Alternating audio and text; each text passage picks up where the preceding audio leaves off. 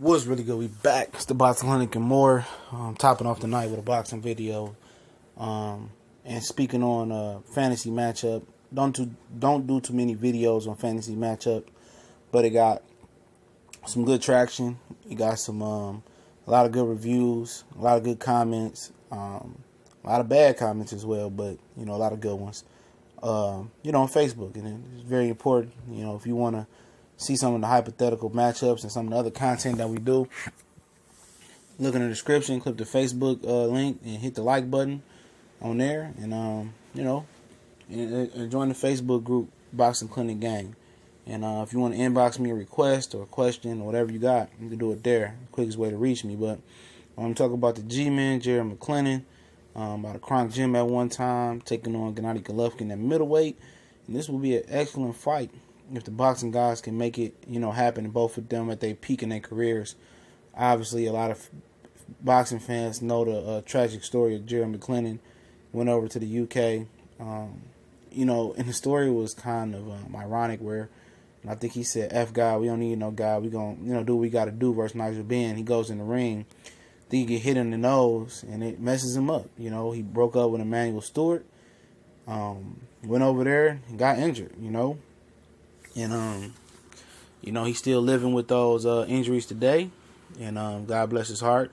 But he was a ferocious puncher. He was a great athlete.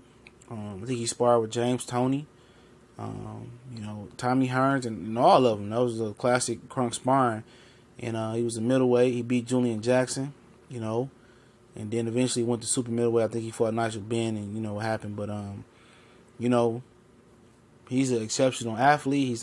He's athletic, and Triple G is no slouch on the couch as well. Triple G brings the thunder, and Triple G is I think he was more of a calculated, guy with his attack. His jab for one was razor sharp. It's always razor sharp. He could throw it he could pepper it. He could throw it as a power shot. And Triple G picks his shots greatly. And that's underrated. I think that's an underrated attribute about a puncher: how he picks his shots, the crisp accuracy, and the premeditated thoughts about before he throws them. Gerald McClellan, Emmanuel was trying to, shape him into be more of a boxer, but he has so much power, and he had some good boxing skill as well. But he wasn't the technician that Triple G was, And if Triple G chin is as advertised, which he hasn't really fought. He hasn't really fought the puncher of Gerald McClellan that had the physical attributes behind him to really land on Triple G. But the shot he took from Canelo, the big right hand, that was kind of the shot that knocked out Amir Khan. I think Golovkin could have took some shots from this guy and gave some shots out. And obviously he can take shots as well. Sparring with James Toney and the rest of the Kronk Gym, and fighting Julian Jackson, and taking some of his biggest punishment. And I think this fight might end up going a distance, but I don't think either one would have been the same after the fight. They had to took some time to heal and get well, because both of them had heart, both of them had a good chin. And I think the difference might have been Golovkin's body punching. Maybe Golovkin could have got the G-Man out of there with some body punching, but he was tentative versus Canelo to throw to the body. But Canelo, in my opinion, is a better counter puncher than the G-Man. And how he moves, but the G-Man was coming for you. He was long, he was rangy, he went to super middleweight, didn't drop no power for whatever. He was nasty, he was nasty. And I like to ask you guys who y'all think will win this fight. For me, it's tough to pick. McClellan, showed that he could take some shots from Jackson, and Jackson, pound for pound, in the boxing skill, was probably one of the hardest hitters of all time. The way he knocked out Terry Norris, he thought he was going to go in there and knock out Gerald McClellan. And that's way back when guys just fought, You tell them who to fight, they showed up, they fought them. They lost, they move on, try to rehabilitate their career, you feel me? And, it's a different era now, a lot of guys, it's match made perfectly, and that's what it is, but, man, if the boxing guys can make this fight, this would probably be $100 pay-per-view fight. Not a gimmick with Conor McGregor and Floyd Mayweather. especially when the G-Man was with Emmanuel Stewart. I mean, you know, this guy, you know, he was special. He was a special athlete. He was lean, he was lanky, he was tall, but he could pop. And Emmanuel always loved those long and lanky type fighters like Lennox. He wasn't lanky, but he was long. He liked Tommy. You know, he liked those type of fighters, man. You know, he put that jab out there and generate power with the backhand. He excelled with guys like that. You know what I'm saying? He really did. You know, he excelled with long guys that had the reach and the height with Klitschko. He turned Klitschko's career around.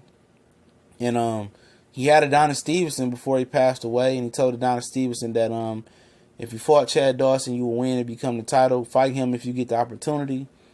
And Stevenson did. Even though Stevenson wasn't of that ilk or that mode of long and lanky, Emmanuel was able to, you know, change his training. And he was a great trainer. He kind of symbolized the last of the last great old school trainers for me. You know, Emmanuel really did. You know, most people like he's money hungry, but he did whatever he had to do for that Kronk gym, man.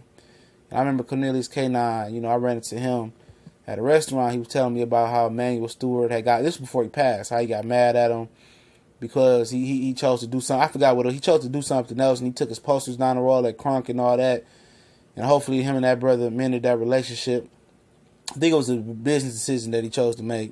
I think he not re-signing with Emmanuel, whatever it was.